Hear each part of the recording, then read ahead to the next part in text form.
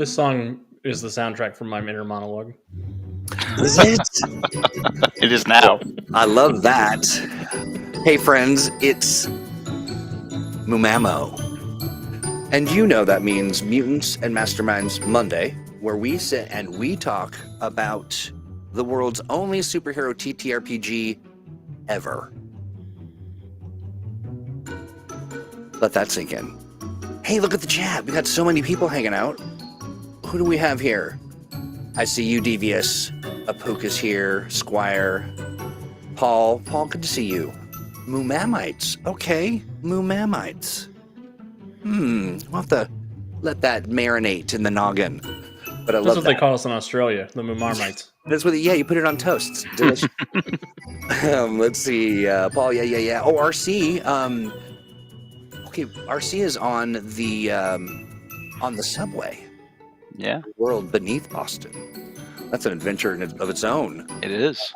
Let's see, Nate's Just here another layer too. of Duncan's. Get out of here, RC. Hey, lunch is. I mean, he's not wrong. I said lunch is taking a break. Nate is taking a lunch with us today. That's nice. Learn music. Yo to you, Warden Maximus, a good MuMaMo. Today's subject is brought to you by these two handsome gentlemen. They're somewhere. Where are you guys? Hello. Hi, guys. Transforming superheroes. Nate Yes. Robbins, you Dickens. Transforming them into what, though? We're going to transform Nate Robbins into a ham sandwich. What the heck? I meant to say knuckle sandwich, but I'm so flustered I don't even know what to say. Right. I got to turn that off. But at the end of it, we're going to have, here's what we'll do. We'll keep the money and then we'll give it to you at the end of the year, Nate. You'll have $1,000. Like, come on, buddy. Right. Thank you for your generosity, but also quit. But also stop. Yeah. So transforming superheroes. This is a topic that was brought to us by none other than Raymond Stegman, who just snuck up on me and put me into a Plastic Man costume. Well, that's just like filling a balloon, really. Pretty much. Yeah, pretty much. Yeah. Yeah. That's the problem with a Plastic Man costume is he's wearing you. Right. Yeah, that's right. Yeah. But Raymond, you get a whole hero point of your very own. You don't have to share it with anybody, and you can utilize it in real life to do all kinds of mischief. Do all kinds of things to Troy. Yeah, that's true, actually. Hey, wait, you can't use the hero point against us very specifically. I mean, you could, I suppose, because, who are we to get in the way of hero point powers? But yeah, so hero points get used against me all the time as a forever GM. Right. That is true. And I think with glee, and also well-deserved. When people untie your Gordian knot of pain with a hero point. Let's see, what are we saying here? Form of a ham sandwich, shape of a glass of water. Wonder Lunch powers activate. I like that. Let's see, what else do we got here? Nate's already pretty hammy. Yeah, pretty much. Yeah, pretty Not much. the Shadow Duncans. Shadow Duncans. Yes, the Deep Duncans. The Deep Duncans. The Deep Duncans has delved too deeply. Holy smokes, I like that. The Deep Duncans.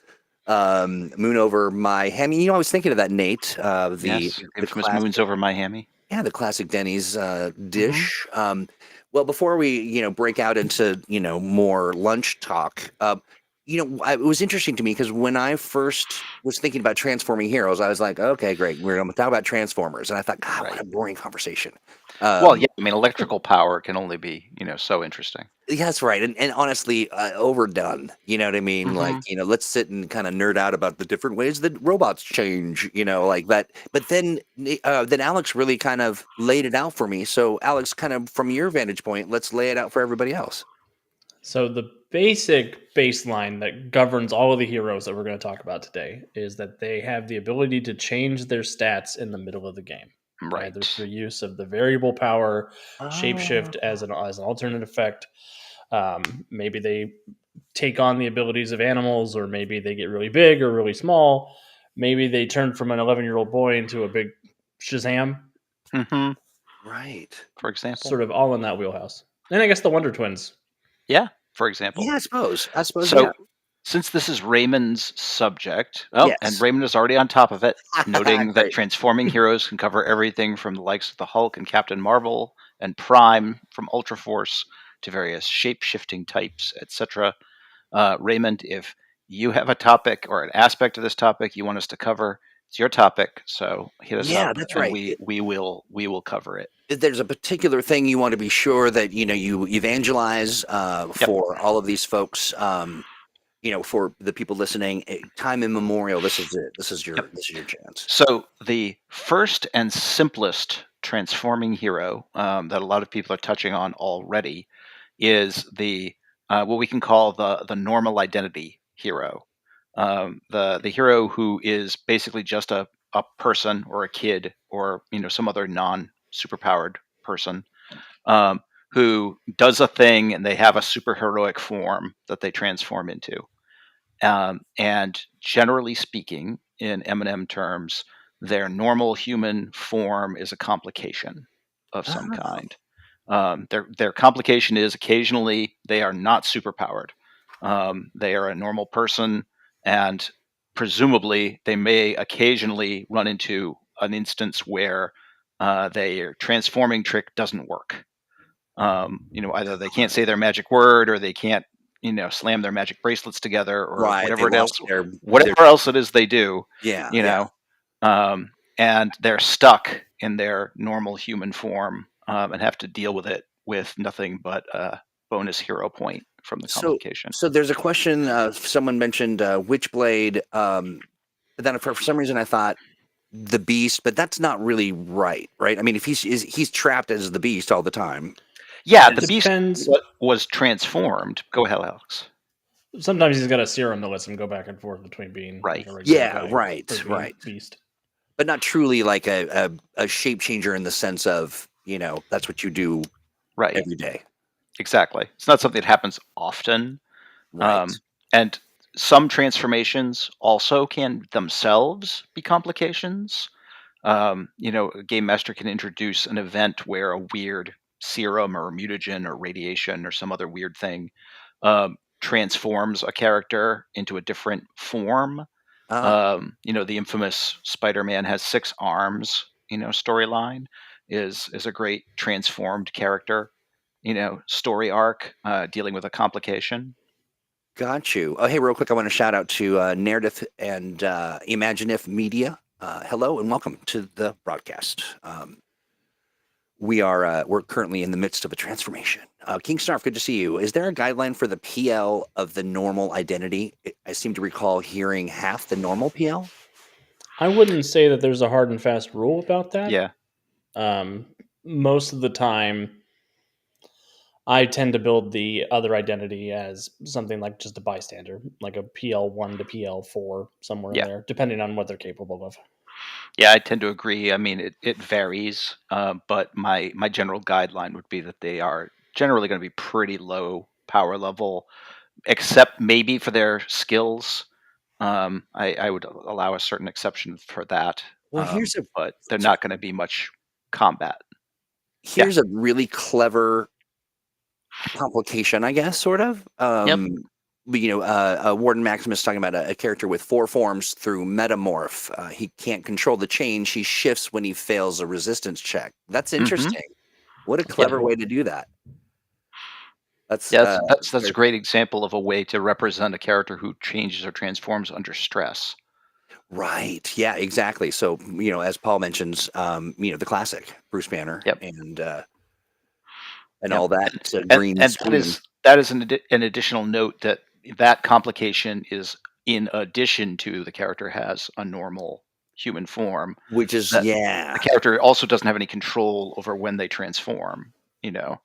Right. Okay, interesting. So now I'm understanding the distinction. Like Apook says, if the other identity isn't significantly weaker, then it goes from a complication to an alternate form.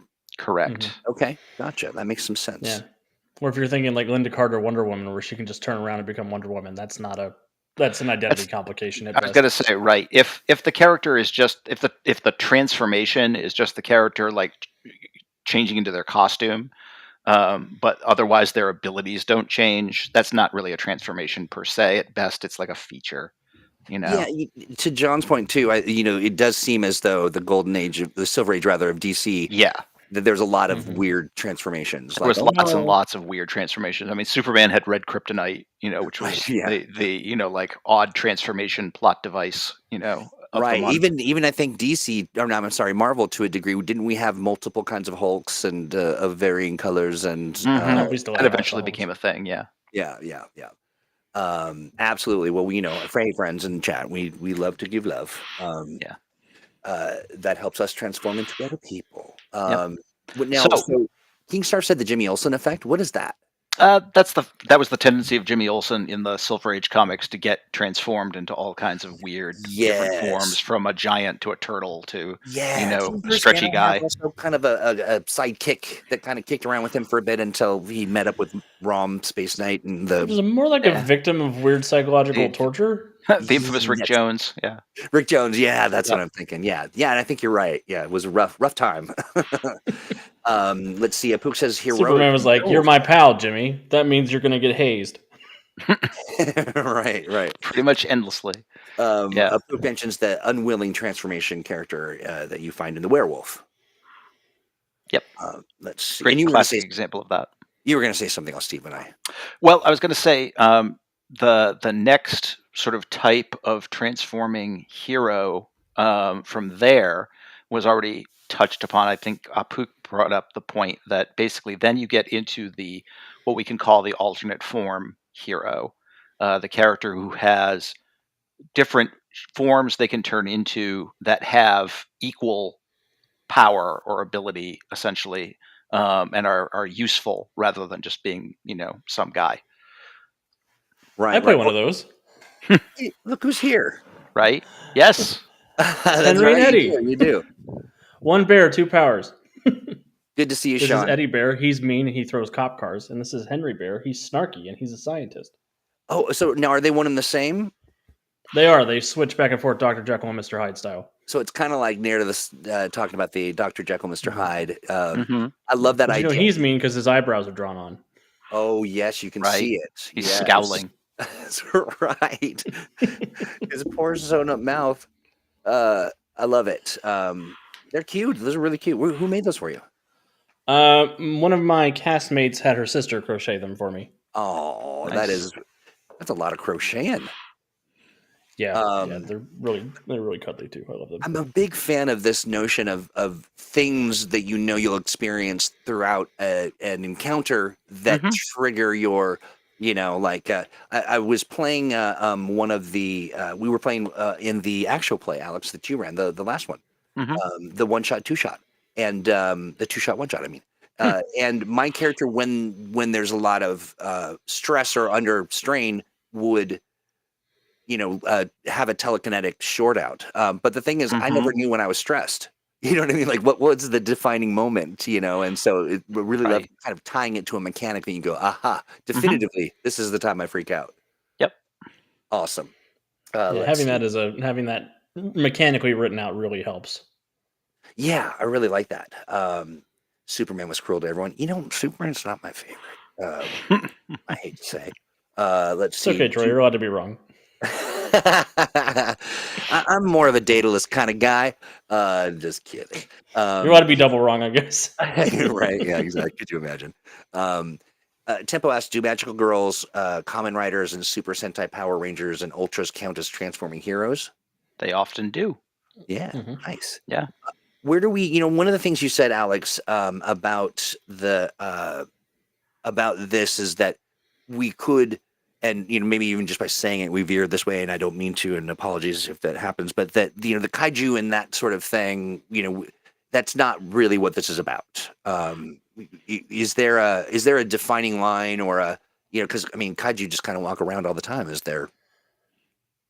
Yeah, I mean, Mhm. there's the aspect of like the Power Rangers go from regular people to Power Rangers to their robots to the Megazord as like Mhm. 4 tiers of transform. Okay. Right. Yeah, As the danger escalates, and their villains do the same thing. They tend to be Right. villains, and then they escalate to the big form that the robots have to fight. Yeah. But yeah.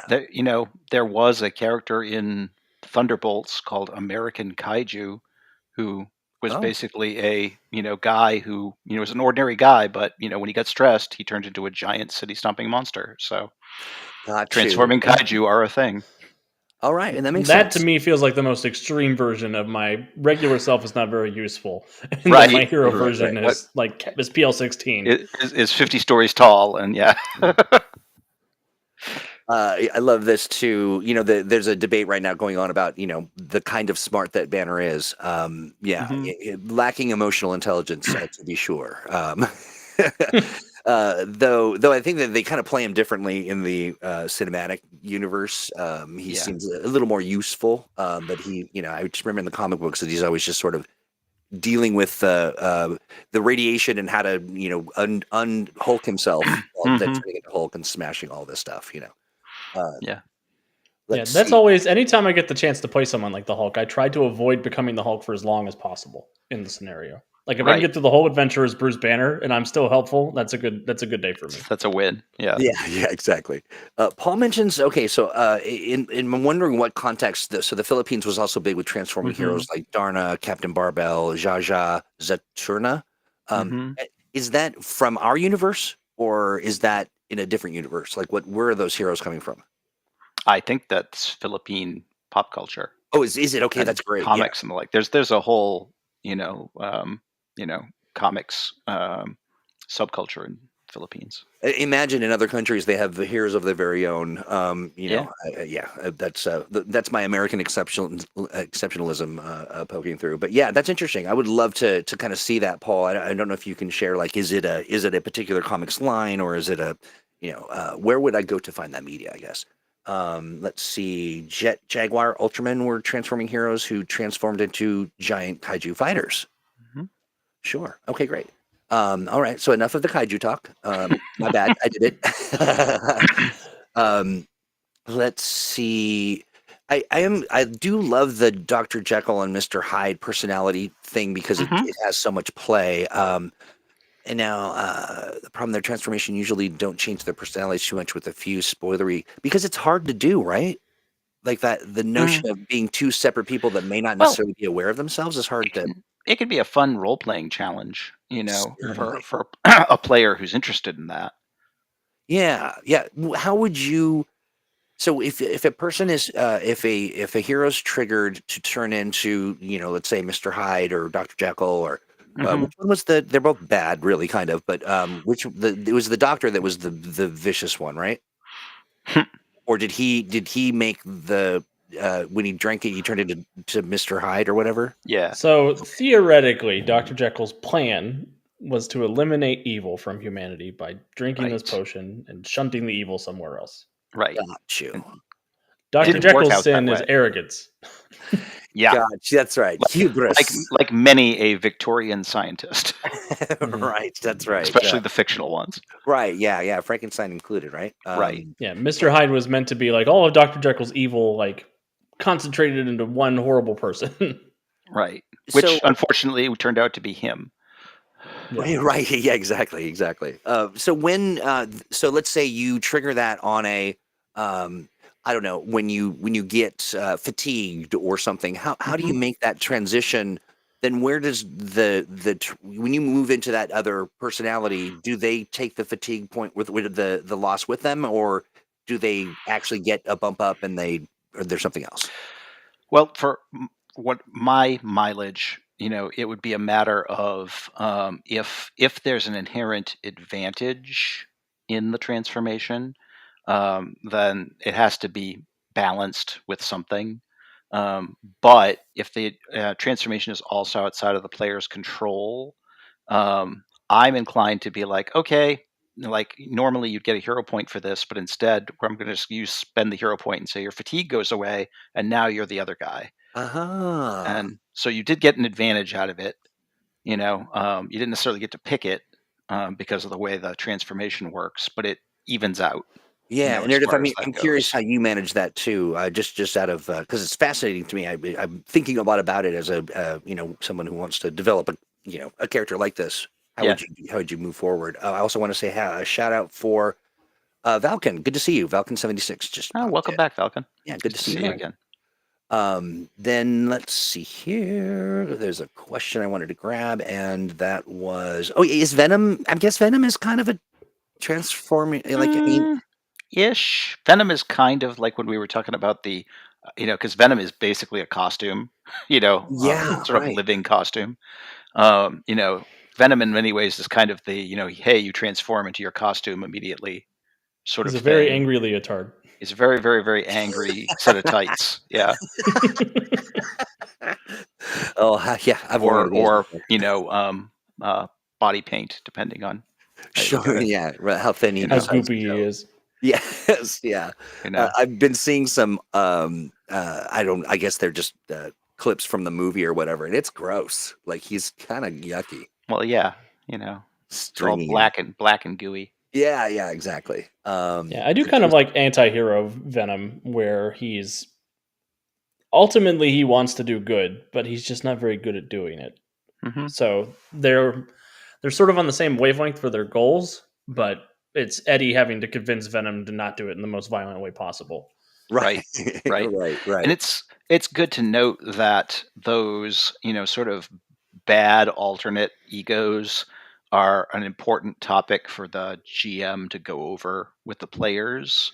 Yeah, If you're going to play a Hulk or a Venom or another sort of character whose alternate ego is potentially destructive or dangerous, yeah, uh, to make it clear to the player that they're gonna to what the limits are in the game, as far as that goes, I and like how that. much you expect the player to play out the struggle, of that character, but also to restrain their behavior, Yeah, um, yeah. so that they don't just go around murdering people, for I example. love stuff like this. Meredith says, "I'm still playing with it. It's complicated concepts, and I'm still new. That's some advanced level playing, my friend. Sure. So yeah, that's great stuff. And thank you for sharing because it hooked my mind for sure.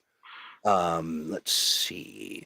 Don't look at the fan fiction for Venom. Listen, I am as an internet dweller for many years, Hmm. decades even. I will refuse to even touch that subject. Like no fan fiction, no. Yeah. Yeah, none of It's that. not a coincidence that Venom and Vor both start with V.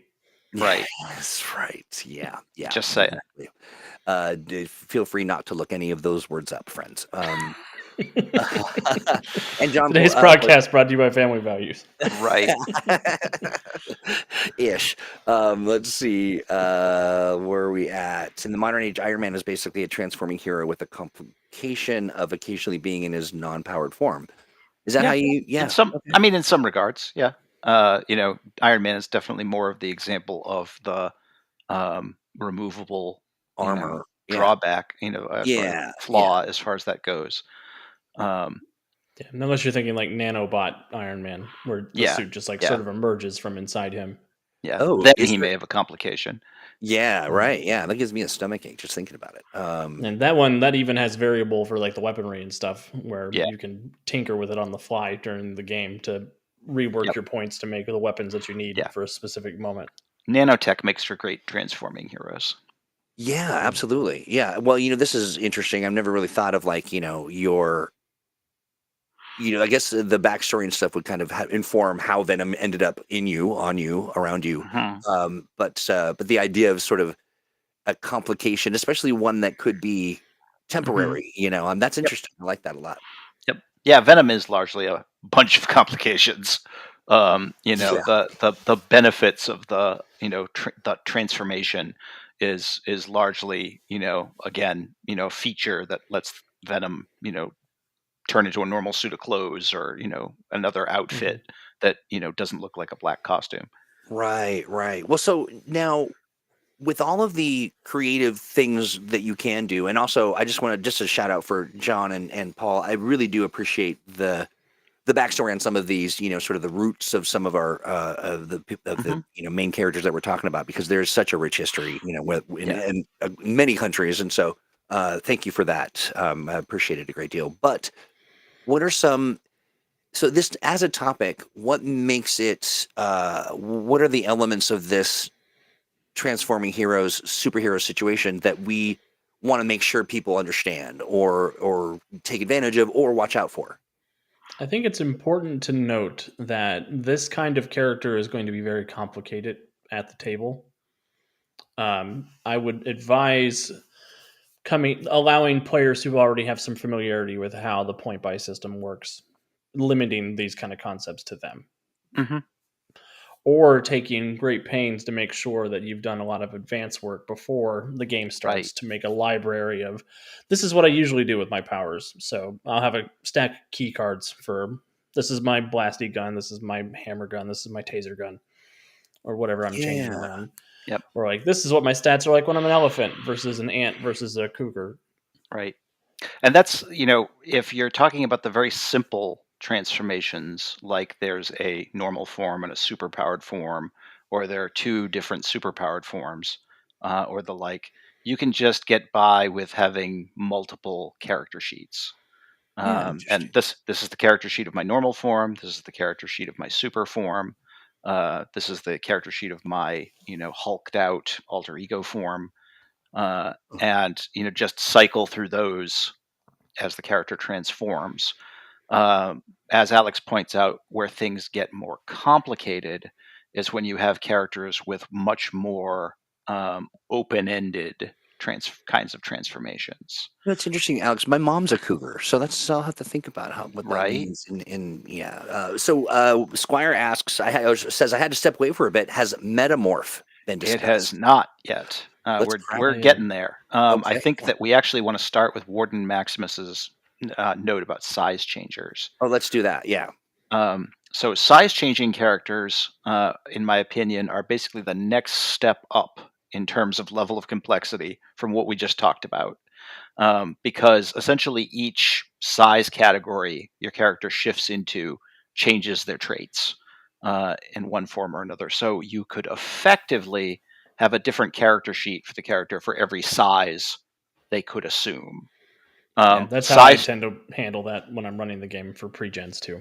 Right. Size changers often tend to stick to their maximum or minimum size for a lot of things.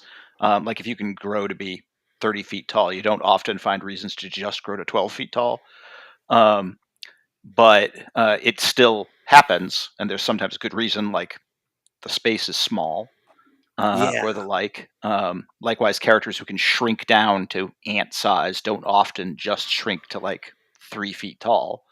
Because there's Right. a lot of Yeah. use for that. But That was one of my favorite parts of Ant-Man 2, though, right, when he got you know, stuck at toddler size. I have to watch that. I haven't seen it yet, but I can see that being an interesting complication for sure. You shrink Hank down. Pym was like, "Did you have a tough day, sport?" for Listen, box. So funny. and so for those types of characters, you're going to have upwards of like 5 different settings essentially. And it's good to, since you know what those modifiers are in advance, to just figure them all out. And you don't even have to do a completely different character sheet. You just need to know, this is what their strength or other abilities are that are different at those sizes. And so you can reference them easily. This sounds like a great opportunity as well as like when you're doing that session one or having the negotiation to really map that out, to sort of Yep. say like here are the things or the concerns or the things that where the problem edges might be as it relates to you, the shape changer, and the adventure to come. Yep. What are Yeah, some of those? and campaign design. I mean, you've got to Yes, when right. you're dealing with size changers, you really have to start taking into account. Well, how big are the air ducts in this building, or Right. Yes, what are right. the access points that they wouldn't usually have access to as you're designing your settings? Right. And that's Just like you would for characters who can teleport and walk through walls or and speedsters or right, yeah, or move at yeah. super speed or what have you. I love the idea of really sitting down and having that negotiation without giving away sort of major plot points, but to say like, how are you handling when you shape change? If it's against your will, something happens with your mood or something, and Yep. you are over a pit of lava, or just those kinds of Yeah. things to kind of really think about it. Yeah, and Absolutely. if they do get to be 50 feet tall, make sure you plan at least a couple fights where they're going to be outside, Where so they're going that to the be hero can actually do outside, that. right? So they're not like destroying every building they grow in. Well, for heroes that do grow in that way, what are the sort of complications that you can play with? Well, as Alex pointed out, the biggest one is that they don't often fit in convenient spaces, Right, right, as yeah. far as that goes. If you're 50 feet tall, you don't fit in most buildings. Yeah, how do we handle, so when you are big, real big, your gait, the walk, you take big steps. What is the difference between, let's say, someone who's flying and someone who's walking who's really big? Like, is there I always think about travel, and the Hmm. groups always have to travel together. Sometimes you're like, okay, I'll ride on the back of the big guy, or fly or whatever. What is the Right in his comparison? pockets. Right? Yeah, Right. exactly. I mean, I know that growth gives a speed rank benefit at it certain does. things. It does. Yeah, I mean, giant characters do move faster, but it's just because they're big and obviously their steps are much wider. They're not usually as fast flyers or speedsters, so far as that goes, but they do get around pretty quickly. Again, so long as they're small enough to actually fit between buildings on a city street. Yeah, yeah. Yeah, very interesting. I'm thinking of a complication for someone who gets real big, and that is that they get real big, but they get no extra skin, Oof, so yeah, they just that's Ooh, get hate rough. that. very shiny and taut. Yeah, I that's don't like that. that's yeah, That's like very Shiny they're like unpleasant. a and taut. sausage. Like a sausage casing. What Yeah, is right. wrong with me? I'm sorry. I know some things. um, okay. So, what is? I know we've got some other stuff here, but Imagine If has is that making me imagine if. What Hmm. is a psychic transformation? That is where you sort of like astrally project a transformation. Like your body is vulnerable, but you present this psychic projection that is a very powerful Oh, being. Hmm. okay. Um, Yeah. the most recent Interesting. example I could think of was the guy who turned into a dragon in Invincible a couple weeks ago. Yep. Okay. Yep. Okay. There's likewise a couple of characters in the Valiant universe who have essentially psychic projections. That is how they transform. As far as that goes. Oh, interesting. Yeah, Narrative mentions the Super Shenanigans there. That group that they Hmm. have the Spec, and Sam plays that. I'm going to watch that. That's very interesting to me. That's a great hero name. I love the spec is Right. so good. It's so evocative. I love That's a it. vibe. Yeah, There's it's a totally a vibe. Yep. I'm trying to think of the. This is a core memory of I really started getting into comics right around sort of the Micronauts era. Do you remember the Yep. Micronauts? Yeah, Indeed.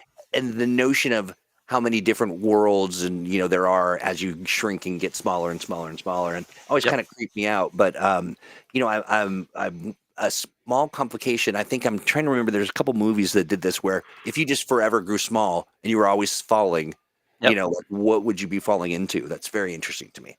Yeah. Uh, yeah. Uh, Sorry, let's see. I'm looking at some of our hero points for Alex's Cougar Mom. That was my Cougar Mom. Thank you much. Uh, Credit I where was, credit is due here. yeah, yeah, exactly. Another complication for size changers, their costume. Oh, yeah. Okay. Although, again, it's usually just an occasional thing because most superhero universes are thoughtful enough to provide you with something like Earth Prime's morphic molecules Yeah, yeah. that Unstable. Yeah. transform with you, because otherwise a bunch of superpowers would be basically useless. Yeah, I yeah. Um, never thought you of a know, bunch of Chiefs as far alone. as that goes. Right. So it usually only occasionally comes up with it's like, oh yeah, you are in your civilian clothes and you don't have your morphic molecule uniform on. So size changing is going to be problematic for you right now. Yeah, Are You you yeah. know, thinking thoughtful or tasteful? you know, Right. Yeah. Exactly. Yeah. So I suppose there's something about personal modesty as yeah, a complication. yeah, Um, yeah. No, I never really thought about that with Apache Chief, but clearly Apache Chief is wearing some kind of a garment that would An it's not underloin cloth. is he? That's yeah, right. Yeah. something. It's not like his Enoch chalk was just hanging out there, right? I mean, like Yep. it's the planetary did that skin gag. Oh man. Mhm. There's just nothing new. Puka, it's a little known fact actually that the low level gamma rays that the Hulk puts out turns anything that he is wearing that is purple into unstable molecules, Right, right. but only if it has purple dye in it. That's right. I love that. Let's see. Growing heroes all need to wear pants. Yeah, yeah, clearly. Earth Prime, aka the nudist colony. Yeah, Yeah, you got to watch out for that. yeah, definitely. I think superheroes. Also, stretchy characters and people who burst into flames. Oh yeah, yeah, Mm-hmm. You know, absolutely. Yeah, Let's I did the Earth see. Prime Nudist Colony for like 2 seconds in Multiverse of the Master Mage. You know, It's when we went back into the idiot box and they wound it's up for in the the show psychic Unclothed and damage. Concerned. I I forgot that was a that was one of my favorites to watch. That was very fun. Paul Yep. mentions this is kind of interesting. As a GM, when you have one character operating on a different scale to the rest of the players, and that's where that negotiation comes in, right? For It the does. yeah, to come to terms with what does that look It like? does. And that's the same for a lot of powers in terms of, characters who have astral projection or, dimensional travel or, super hacking abilities or other sorts of things that put them in kind of solo situations a lot. Yeah, Christopher. Yeah, absolutely. It is a monstrous complication, a real big pain in the butt. Yeah. Let's hear it for purple dye number 2. Yes. Right. Uh, Yeah, and that's one of those things that you should just stick in the like suspension of disbelief category during session 0. Yeah. Yeah. It's a comic book, kids. Like, sorry, but Even if their clothes get torn, it is tastefully so. yes, exactly. They are protected by the comics code. So, that's right. That's right. I don't know what you're talking about, Paul. but But apologies to your flatmate. that's right. That's right. I'm not sorry.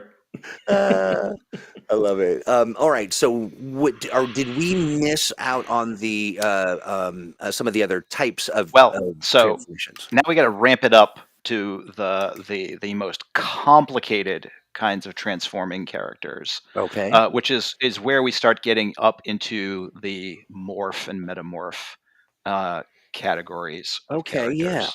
Yeah. These are the characters who basically, by definition, have some kind of variable effect Okay. because they can turn into such a wide range of things that's the only mechanical way we can easily define it.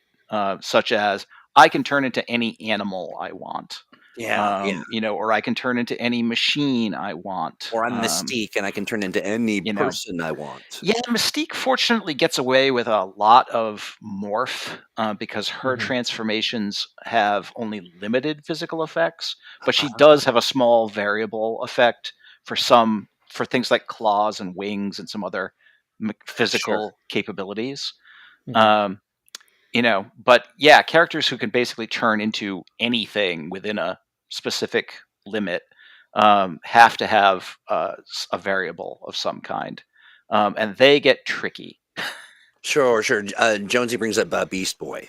Yeah, Beast Boy is a classic Yeah. example of not only can I turn into any animal, I can also turn into dinosaurs and alien animals and pretty much anything that's not a person, which is a lot. Yeah. So, how as a player do you sidestep the inevitable, confrontation outside of where the GM says you can't do that? Like, how do you Mhm. manage that? What's the thing you do to sort of keep from Alex, how do running you away handle with it? it? Yeah. Um, I play with reasonable humans. It's Right, for That's hard. starters. Yeah. Yeah. But if I know for I don't know the people I'm going to be playing with, I do tend to try to make sure when they're envisioning this concept, what are the limitations for this? Is it I turn into animals? Is it all animals? Is it land based animals? Is it can you be a fish? Can you be a bird? Whatever. And then I tell them, if you're going to do this, I need you to put in work on your end to make a list of your forms and how your stats change for it. And I will, on my end, anytime that you encounter an animal that you haven't seen before, I'll make sure I have a second copy of the stat block for you to look at in case you want to change into that animal. Yeah. Yeah. Yeah. I like that. And then, how do you deal with stupid heroes like the Wonder Twins? Well, same issue, really, as far as what Alex is talking about, is you need to plan in advance as much as you reasonably can. Yeah. Um, Mhm. use templates a lot. Mhm. If you're talking about animal shapeshifters, for example, come up with a basic template for, this is a tiny animal, this is a small Mhm. animal, Right. this Right. is a big animal, this is a really huge animal, Right. um, and then tweak them as needed, for what kind of animal it is. Is it also a tiny flying or swimming animal, what Mhm. have you? Right. And you can Yeah. get a really general sense of how to work that.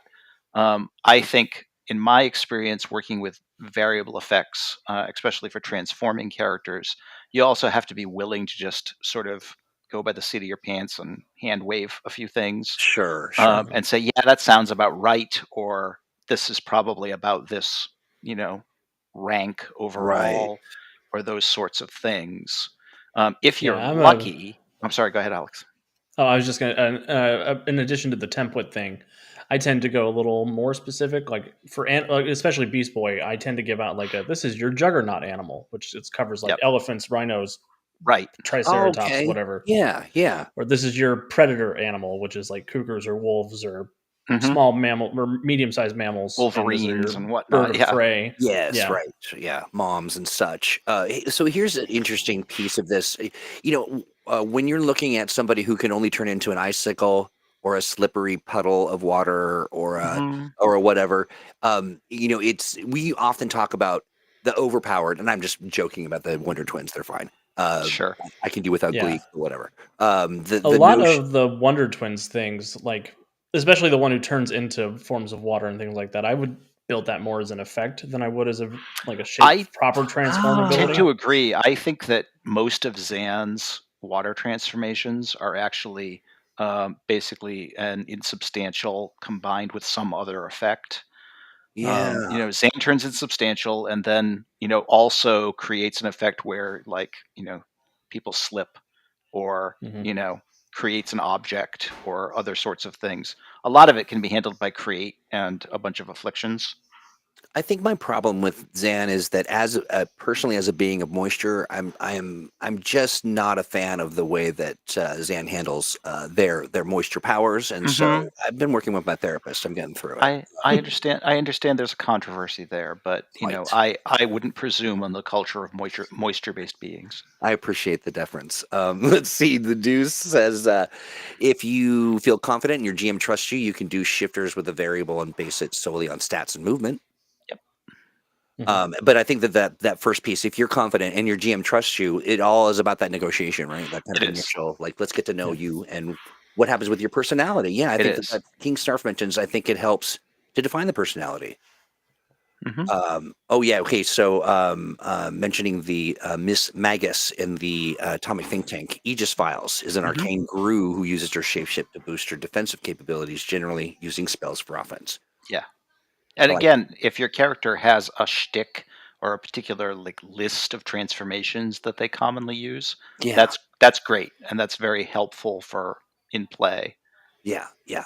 Well, and just Raymond, to your point, I think that initial that session zero, that let's get on the phone and talk, is really helps solve the problem, the Ben 10 problem. Yep. Because I Yep. think Yeah. a lot You of really when that comes up, you really need to get to the heart of why is this character yes. interested in that, and make sure they know they don't have to be able to do everything because the other Right. players need to be able to do stuff too.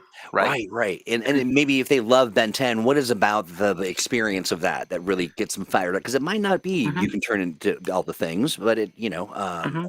some of the things is great. But yeah, And that's honestly, Ben 10 isn't even on the top of the complication scale, because at the very least that character has 10 actual character sheets. You Mhm. know, right. Yeah, yes, yeah, exactly. there's a finite list of forms. That's King Snarf. I love this. Yeah, We're there is an starting a civil war. interesting sort of there is sort of an interesting like escalation of ability that could come up with a character concept like that, where you start off with one or two forms, but you write into the story opportunities for them to unlock additional forms. Yeah, indeed. Oh, hey, finally. Sorry, guys. Claude, I made it, so we can start the Yeah, show. Ben Hi, everybody. 2073 is a much bigger problem. Right, right, right. Good to see you, Claude. Glad you're here. I did have a Yes. character try to submit. I had a player try to submit something like Ben 2073 once. Mm-hmm. Yeah, It was a cartoon shapeshifter who could transform into different kinds of cartoons sure. I love it. and unlock the Toon Force. And I was like, man, You're yeah, killing me, man. You're killing me. You're Like, killing me. That's awesome. And honestly, I think that people give backstory a bad rap sometimes yep, because people love their backstories and they want people to talk and they want to share about it. But it really is everything. It it really is is. an opportunity just to sort of mhm. define what happens to you when you get scared. What does make you scared? Where It does that is. come from? So there's no, the mystery can be played out, but you Yep, should probably know yep. the I source of mean, your, yeah. complications in M&M are deliberately very, very story based. Yeah, yeah. They are Mhm. very much under the player's control under normal circumstances, and they're very much about the player deciding what happens as far as that goes. Thank you, Logic Core. I got you. So there's a lot to be said for the backstory playing a big role there. And I also want to mention just to kind of keep it in people's minds. There is one of my most favorite sort of side projects that I do for with the Mutants Masterminds community is to talk to people who have developed their character and in the backstory and all of the pieces and the magic that went into creating the characters because they Hmm. go through such an evolution and one of the things I really love about the experience is it's very cathartic for the player. There's a lot of things that people express and kind of deal with and through their character creation stuff. Really powerful stuff. And so we've got what did I call it? It was the drafting table, something like that. Hmm. But the Mhm. notion is we'll sit down and talk and just listen and just kind of hear about all of your all the elements of your hero and how you created it and problems that you've had. And so if you're interested in that, do me a favor, send a note to let's play at greenronin.com or drop a note over at atomicthinktank.com and say, hey, I'd really, look for Ronan Troy and say, hey, I'd really like to explore Hmm. sit down and talk with you. It's about an hour or so, sometimes longer. Right. But Tell us yeah, about your character. tell us all about it. I love it. And if you feel like That that's is what one you of my want to do, favorite let me things. know. So a couple of folks have brought up the common trope that some transforming characters have tells. Mm. Mhm. The two classic examples being all of Beast Boy's forms are green. Oh, He yeah. only turns into green animals. Sure, sure. And all of Plastic Man's forms are still the colors of his costume. He doesn't Hmm. actually change color; he only changes shape. Yeah. So he has to be very, careful because otherwise everything just looks like, red, gold, and black. As far as that Yeah. goes. Yeah. I think Simon's also sort of hitting on sort of how Miss Martian and Young Justice was hiding the fact that she was a white Martian by being Hmm. green. Yep. And in order to unlock her actual like true capabilities, she had to reveal She that had she to was a white reveal Martian. that. Yeah. Yeah, yeah. Hey, I want to just sorry, Logicore. I said, yeah, yeah, I've got you, but then I, summarily ignored you. My plastic explosive character, they can turn into all these things, but they're still limited to what they can do common sense wise. Like she can Hmm. morph to look like a washing machine, but she's not going to get your clothes clean. That makes some sense. And so she just occupies the shape and space, but Right. no one's going to load her up in laundry or. I Right. do wonder though, in that circumstance what happens when someone tries to use you as the thing you are? Like, when you say plastic explosive Well, character, does it? hilarity ensues. Although in the case of Plastic Explosive character, that might be even more problematic. Yeah, yeah. Hey, I'm going to how does share you? some trauma with everyone for a moment. Okay. I think the plastic explosive washing machine could get your clothes wet if they could transform their salivary glands as well as the rest of their body. Oh my gosh, Hmm. that is That is officially thinking about it too much. yeah, that is. Now I'm going to be thinking about it too much for a couple days. I'm imagining. Thank you And for if they that. chew, it's like a spin cycle. Ay, ay, ay. And then what happen? How do things that are weird with you in the when I say weird, like I've got a cavity or whatever, how does that express itself when you transform into something else? Like, Well, that's a fun story element, yeah, to play around with. exactly. Depending on the sort of tone of your game. You Right. know, Yeah, yeah, exactly. but if it's the shapeshifter has a toothache, and how does that manifest in all of their different forms? That's Right. just a running gag through your whole adventure if you want. Absolutely. That's Trying to hilarious. figure I out if love Reed Richards can get a cavity now, or if his teeth are rubber also. Well, Yeah, that's I a don't good know. question. Does he? Yeah. Yeah, depends on the version of Reed Richards you're talking about. Sure, and then what kind of bacteria is making it? Like, can they get into those Yeah, rubber teeth? and are those bacteria intelligent and from another planet? It's unstable gingivitis. Right. Warden, laundry days got weird. Yeah, it sure did. Um, lighter tone, lighter tone. Okay, awesome. I love that. And I'll be honest, I can't stop thinking about salivary glands and their Mhm. place in the I was transmission. gonna say, it's this bold concept from the guy who has a problem with the villain who can vomit anything. Oh man, that is awful. Maybe this job is changing me. Uh-huh. I think so. I think so, and not for the better. Yeah, doesn't feel like an evolution. It feels like something else. But yeah. Let's see here. Clutch's my next hero is a drooly winged man named the Salivavian. The The Salivavian? Salivavian.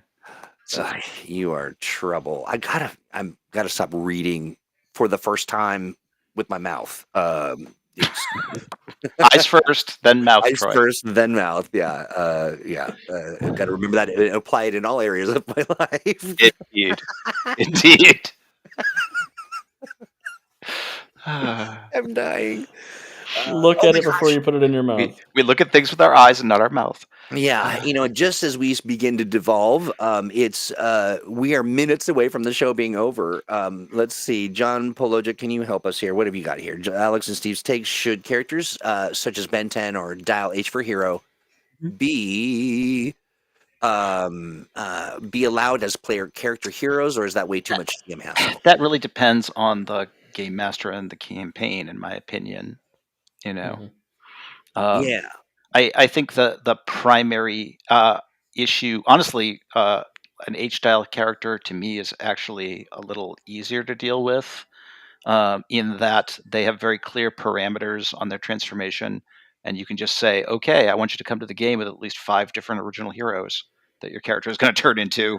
yeah, You yeah. know, otherwise, I'm going to make you, roll them up during the downtime in the game. You know what I think here too is important, and John, take this with whatever. I'm just a misty jerk. But I also think it's important to have the dialogue of why you wouldn't want to do that bedtime Right. character, so that the players understand, what the lift is. Yeah, Um, and also Yeah. so the GM can say, "Hey, maybe there's a way we can get you that experience that's less of a pain." yeah, Mhm. You yeah, know? and to be Yeah. to really be honest and open about what the GM hassle is. Yeah. And I would say make sure that, there's a level of trust that needs to be established between the GMs and the players for something like that. There's also some games that serve better for those concepts. Like if you have fewer players, Mhm. one character who could turn into a bunch of different things can help fill It's gaps super instead of useful. taking spotlight. Exactly that, Yeah. yeah. Yeah, that makes sense too. All of that stuff being important. Okay, you know what we haven't done? We haven't talked. There's a million other things that we were supposed to bring up. One of them being this. Is this Jacob? Yeah, this is Rogue Genius Games. We're talking Yes. about, and I'm going to provide some links. We just, it ran away with us. But this is the Right? superpowered bestiary. Yep. You're going to want to go buy that immediately. It's on sale because it's GM's Day. Yes, and on Drive-Thru RPG, GM's Day lasts for 2 weeks, so, Yeah, that's uh right. That's a 2 week long GM's Day, and so check that out. We've I'm got some taking the stuff next in 2 weeks there. off. Yeah, do that. But no, this is a great resource for you. I also want to remind everybody we shared some of this last weekend over via our socials, but our buddies over at over the at Rogue Rouge Genius. Genius team. Okay, let's not do that. Sorry, I'm my what in the world? I went to go paste the link, and instead of the link, it gave me all of the HTML and cascading style sheet stuff.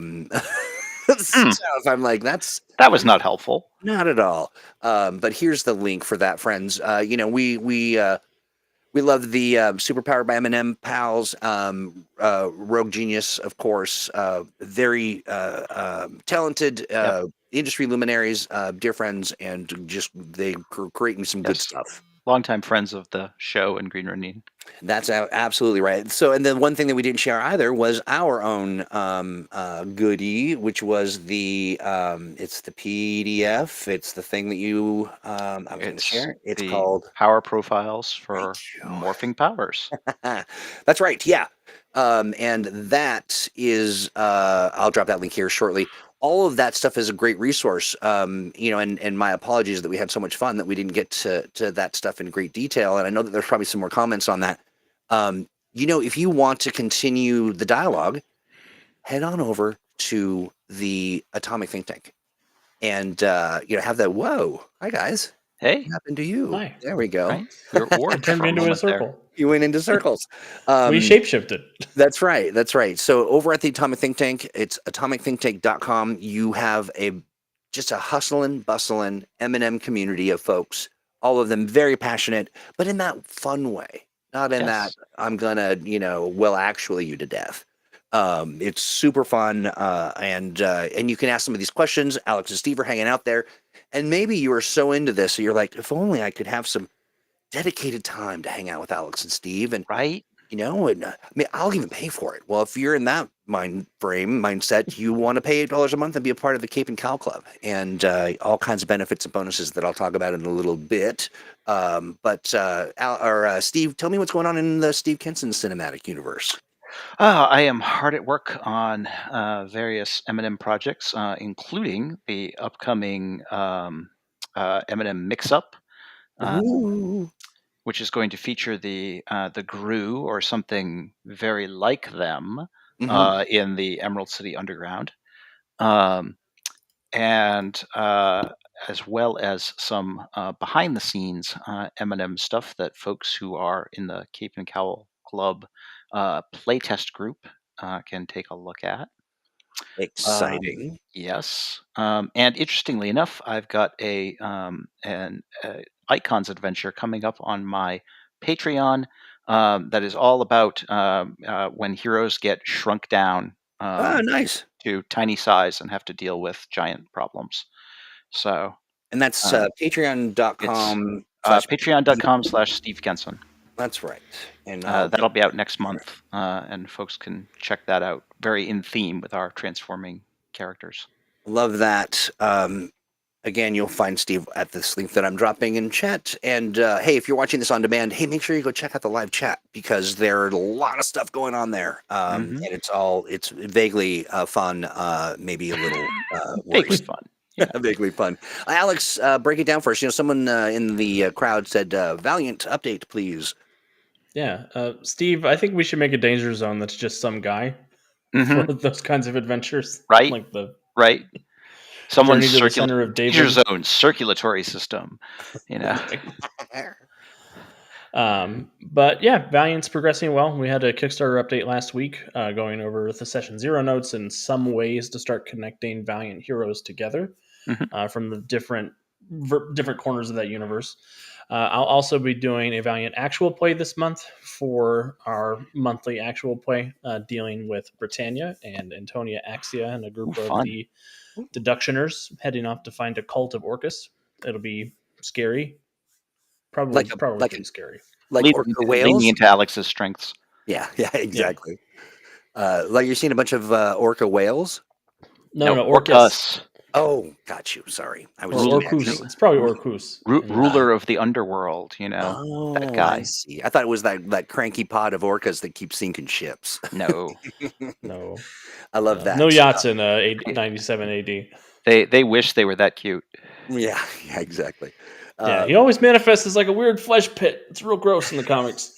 Oh, setting him up has been a lot of fun in the Worlds of Valiant book that is nearing the end of its draft before it goes to development.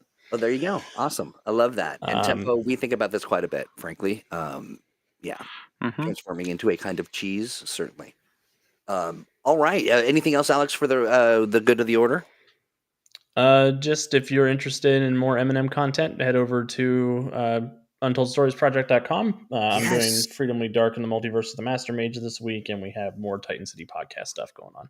The podcast stuff is phenomenal. Highly recommend. Check it out. And UntoldStoriesProject.com. Yeah, is that right? Yep, indeed.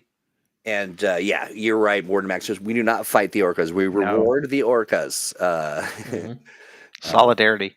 Absolutely, absolutely. Well, gentlemen, thank you so much for all of the fun and shenanigans. The show goes on. We're going to sit down and talk to Devious here in just a bit about what's in the tank. But you two are off the hook. Oh, hey, real quick, we are doing jog, right? I just want to we'll see folks this Sunday. Yes, yeah. Okay, This Sunday I'll have a episode of the Joy of Game Mastering talking about how to make NPCs on the fly. hey, Ooh, fun. nice. Fantastic. All right, guys, thank you so much. And All right. Alex was talking about the joy of game mastering, which we'll call jog. But yeah, Sundays, 2 p.m. Pacific, 5 p.m. Eastern. That's going on. Let's see here. What else do we have cooking? Hold on one second. I have a whole thing about that. Look at this. I can't believe it's March already. Now, this is March V1 because ultimately what's going to happen is we will have a change. But we'll have some additions as well. We've got tons of stuff happening throughout the month. Of course, your standard issue, MuMaMo. We've got Thursday on Thursdays. Office hours in the tank. That's really something I want to make sure folks come and hang out with me. Very fun time. We basically sit down and we just we talk about all kinds of good stuff. You'll see some of the other stuff in the middle there, in the middle of the circle, the red stuff. That's for the Cape and Cal Club. So Steve mentioned the mix-up. We've got the actual play. Stat blocks come out. We're doing archetypes for M&M, and the first 2 came out, and I like them quite a bit. They look really, really good. Then of course the dev chat. This Friday, we are doing the dev chat. Not the dev chat. I'm sorry, the workshop. And the workshop is the Pinewood project, and it's basically think of what happens in a rural community that is overrun or has a bunch of heroes, retired and otherwise, and there's some weird stuff going on. And the members of the Cape and Cow Club are essentially taking a sort of a master class on development for TTRPGs. And Alex and Steve will walk folks through that process. And it's as somebody who has been working in this space for I think I'm going on 6-7 years now. Feels like 10, but you learn something new, and it's just a really great exposure to sort of how that all works. Again, just for the office hour stuff, essentially come hang out and we'll talk about stuff. We've got some plans coming. If you watched last Thursday, there was a lot of discussion about let's do something interesting. Let's think of some new ideas and some new fun ways to engage with each other, design some opportunities to do some workshops. We've got people within our communities that are so incredibly talented, and M&M is truly made up. The whole community is made up of folks who have some really unique experience as the world's best storytellers. And I want to open the Atomic Think Tank up to the experts and really have members of the community share their expertise in ways that can be sort of written down and communicated with folks, and really highlight everybody's skills and talents. March is going to be crazy busy. Lots of things that aren't on the calendar that I know should be. And also just a shout out to folks. If you are doing a live stream, you're doing an event, you've got some interesting plans, do me a favor, send me a note and let me know, and I'll add it to this calendar so people can see it and we can sing, your praises and get folks connected. This is the big deal going on right now. We have the March Madness in Freeport. Now, listen, we have 71 digital files in this bundle. It's like worth about, I think it's $4.21 and like 35 cents or something, but that doesn't make it very good digital flyer. $74.99 for the whole thing, and it's everything. It is so it's just jam-packed, and it's a great deal. Later in the month we'll have additional discussions about Freeport.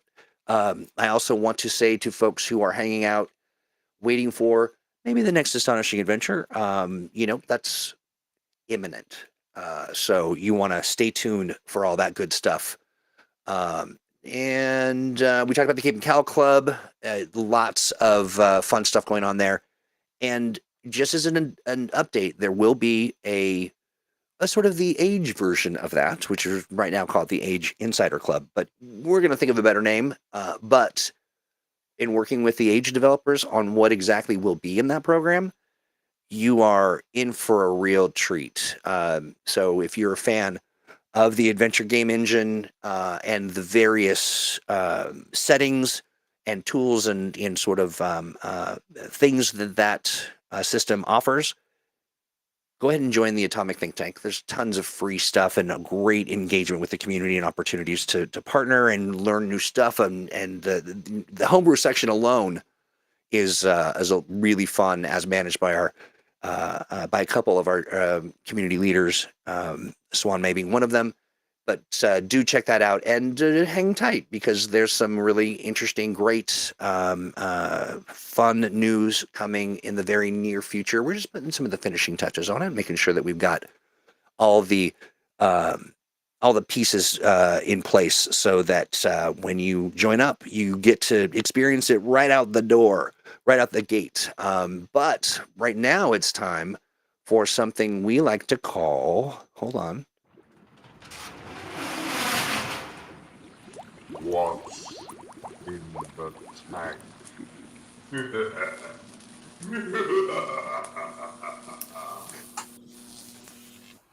What's in the tank, indeed. And let's take a look here. And where are you? There you are, friend. Hey, Devious. Hey, before we go live, I just want to Yeah. clarify about something I said earlier. But I don't think of them so much as nudes as boudoir no. photographs. I mean, yes, I am nude in them, but the clown makeup is very tastefully done. Devious, we're live. Oh, wait. Cool. Hi, everyone. Yeah. And for the record, I said tasteless, not tasty. Tasteless nudes. Tasteless. Potato. Yeah, right. Well, hey, so you join us every Monday to sit down and share with folks what's going on Mutants and Mastermind style in the Atomic Think Tank, and there's always a ton of stuff. Absolutely. Yeah, lay it on me. What's cooking? What's coming? What's happened this week in the tank? We have a number of articles. Did an article on the media and mutants masterminds and integrating the press and public opinion, dealing with different NPCs and dealing with the court of public opinion, as you will, with the heroes. We have Matt Mabray doing an article on the Freedom Cohort, which is a really great kind of Teen Titans, but with shades of the Legion of Substitute Heroes kind of vibe. Love it. Great, wonderful homage to the Golden and Silver Age backup teams, if you will. Yeah. There was a really, really good Joy of Game Mastering that Alex did, and I basically decided to do one of my Grand Theft articles where I listened to a podcast, make some notes, and then bring you my thoughts on it as well. Oh, I love that. You do a really great job of curating that the message, and then also leaving folks with some opportunity to be curious and explore. I love it. Yeah. And finally, we have City of Heroes and City of Villains in the Eminem third edition by Big Nate. That's right. I mean, I was there on a Hamadan raid when the servers went down. Oh, back in the day. I was there. I helped plan the superhero, the City of Heroes convention, where everyone got together and we did superhero stuff. That was really fun. Fantastic. Yeah, we stayed in the hotel at the same time as a convention of furries, and I will tell you, the furries very polite folks.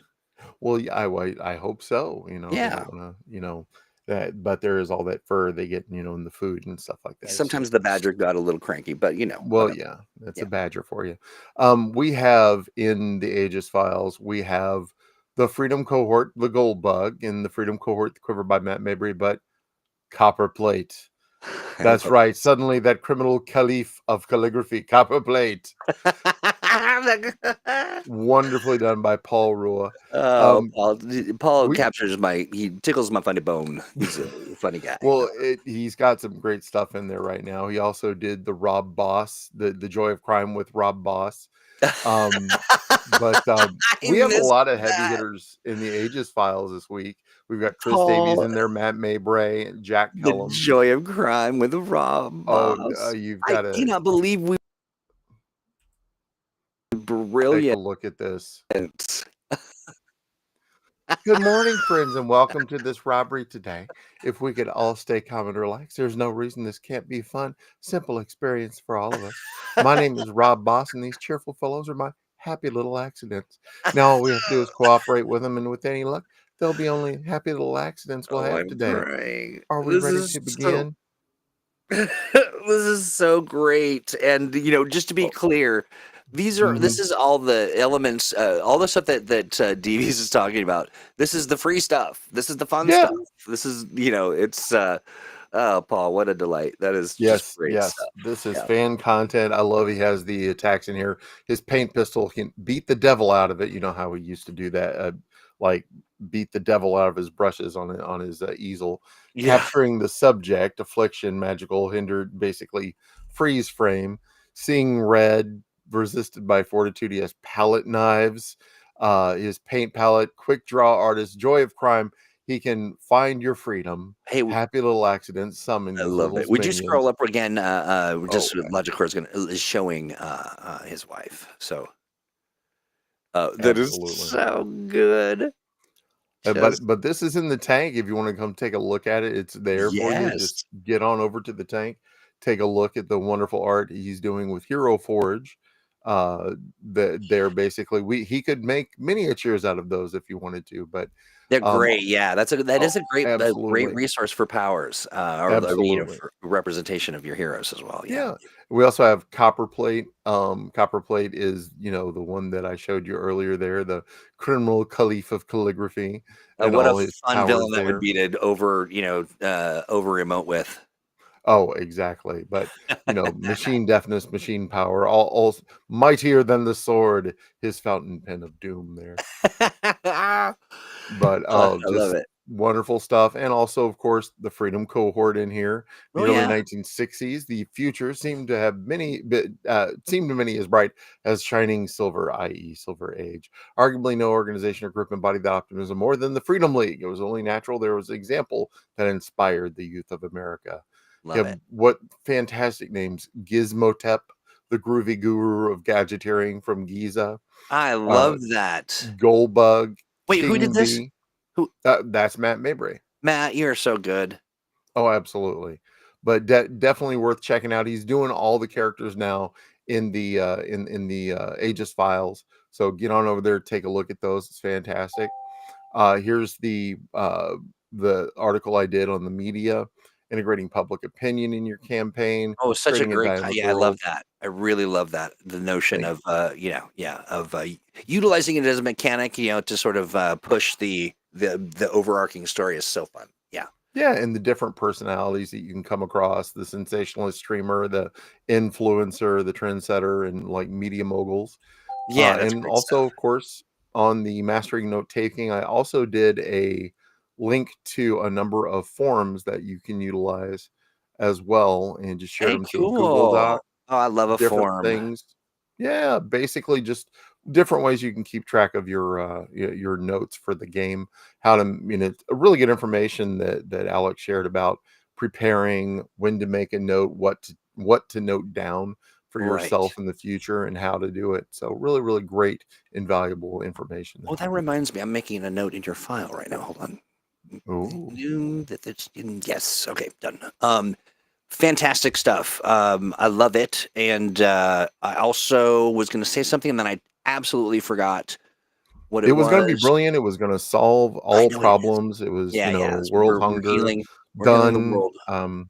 Absolutely, world peace finally Yeah, upon yeah. us. But you kind of blew it. You forgot it. But now I've remembered. So, Hey, friends, oh, good. we're looking at these articles, these forums, the heroes and villains in the Aegis files. These are all things for you to come and read and be inspired by, and to steal and to utilize in your own home encounters, or however you're going to be doing it. It's the purpose of the tank is for you to come and to look and see what other people are doing, or if you are really inclined to kind of do it yourself, you can pop in there and ask some questions and see how other people have done it. And I'm telling you, it has been. I think it's been over a year now. Has it been over a year?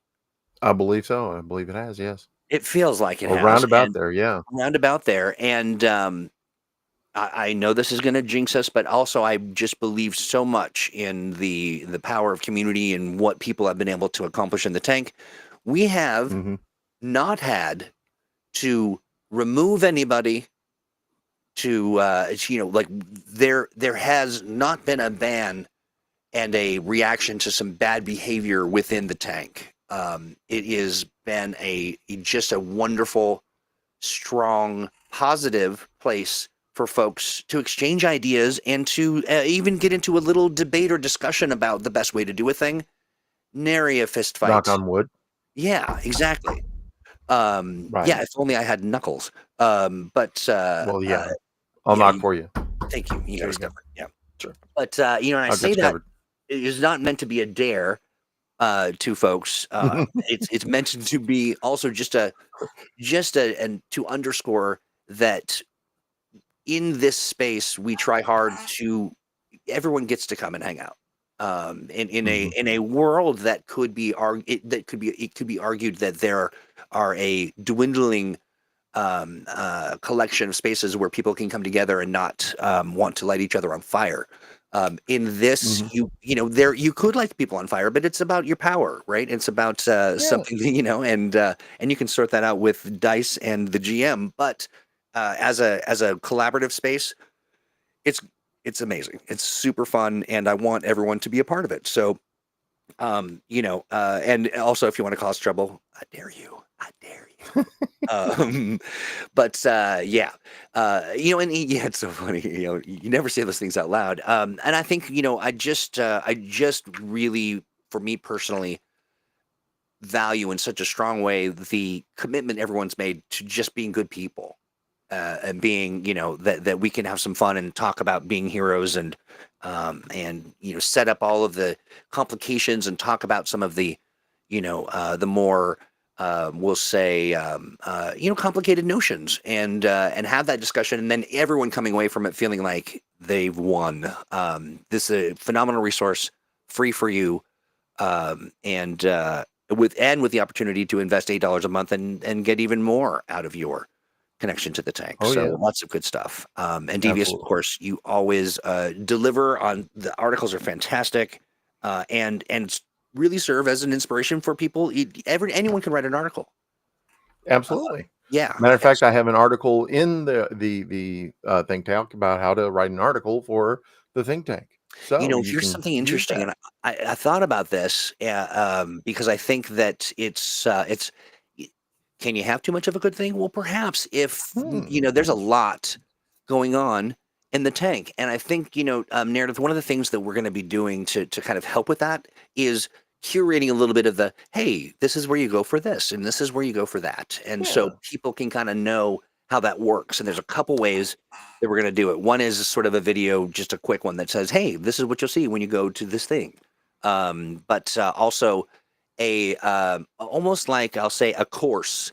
There's their course software, which I really do appreciate, will kind of help unpack all the things that you can see and what you can use those things for. Because there's still people who, someone sent me a note and they said, "Wait, I can use these if I want." And I'm like, "Yes, you That's what they're there for. that's exactly right." And yeah, Imagine if talks about maybe not the fire hose when they walk in the door. And yeah, absolutely. There, I think that there is, while there You is get to drink from the fire hose. every Green Ronin project ever. Um, Yay! but a point well taken, and I appreciate the feedback on that. And we are working to create that sort of onboarding so that you don't just go, "This is too much. Well, I'll come back when I have more time." We want it to be easy for you to wrap your mind around it and not painful to remember. My friend Devious, do you have any other things to share, talk about, touch on? Well, I believe you mentioned earlier Mr. Blackman, I and did indeed. I he did has a indeed. Kickstarter. Would you mind if I showed? Uh, yeah, yeah, we covered that quite. We've got it out in our socials and shared the link here Oh, on the program. well, But no absolutely, problem. let's take a look at it. Absolutely. I just thought, this is Superpowered Legends Sourcebook 2. He's already got one, a drive-through RPG. Well worth the money if you want to talk about. He's got a really good knack for, let's just say, nailing homages to other characters elsewhere. And if you wanted to have a character similar to something that you've seen elsewhere, this is a really great guide to pull from. A fantastic, great, glorious, beautiful art, Mr. Blackman. Well done indeed. Yeah, we love it, Jacob. Yeah. Not to mention this project's already funded. There was a $1,500 goal. It's already up to 2,711 right Yeah. now. So it's a done deal. It's a real deal. It's happening. That's right. Invest in it, and that is going to pay off for you right there. Yeah. So- Yeah, check it out, right? And then we'll drop the link again. Let me see. What did I do with that? There we go. Also, it's supporting friends that we love, and not that we, everybody deserves love, but Owen Casey Stevens is there. Of course, you folks may not know this, but Owen was the originator. Owen and I were the originators of Thursdage, and we used to do that on a regular basis together. Owen, having gone through his journey and come out the other side of that, a healthy man with with a lot of great projects coming, and this being one of them as well. So Jacob and him over there, Rogue Genius, which I'll say jokingly sometimes Rouge Genius, but that's just because I'm being silly. Okay, so anything else cooking on your end? Nothing cooking here. Just got some more articles coming out in the near future. Keep your eye out for those. But guys, get in the tank. We'd love to see you there. Even if you don't put in articles, we'd love if you read the articles. Maybe give them a thumbs up, a little heart if you if you like them. Yeah. Always comment if you want to give feedback. Give it. That's what the place is there for. We love all comers. Bring it. Get in the tank. Absolutely. And then a reminder of folks: if you come across a good idea and you're like, "Oh, I should bring this up," or you bring up an idea and I say, "That's a great idea," and then you don't hear from me about it, it means that I've forgotten it or that I've filed it away. And feel free to reach out to me directly on the tank and say, "Hey, remember when you talked about," or "You said you wanted to connect over people's heroes," or whatever it might be. Don't be afraid to reach out, and every once in a while I might need a little poke because boy, there's a lot going on with Green Ronin and just the world at large, and you are worth the effort. So make sure you reach out and let me know what's cooking. If you're waiting for something on me, or if you've got a new interesting idea, that's also what the tank is about. So you can come hang out with me on office hours, which are kind of fun, right? DBS, you hang out on the Wednesdays. Definitely. Basically, it's Troy in his environs talking about different things coming up and communicating with us. And it's really great way to just show up and be heard and honestly, talking about things you've got going on. Going on with Eminem and Age. That's right. And honestly, really what it is an opportunity for people to derail the conversation with even better topics. And we kind of go, it's so much fun, but it is a great place for you to come and catch me if you can. Great. Well, I feel like that, my friend, is that. Thanks again for a great What's in the Tank. And you'll be back next Monday, of course, but you're always living in the tank. So folks can go to atomicthinktank.com and get some more of that. I feel like we're in a good spot to call it a day. Sounds good to me. Awesome. Let me do this. Thank you, everybody, so much. We will see you later. Goodbye. Bye-bye.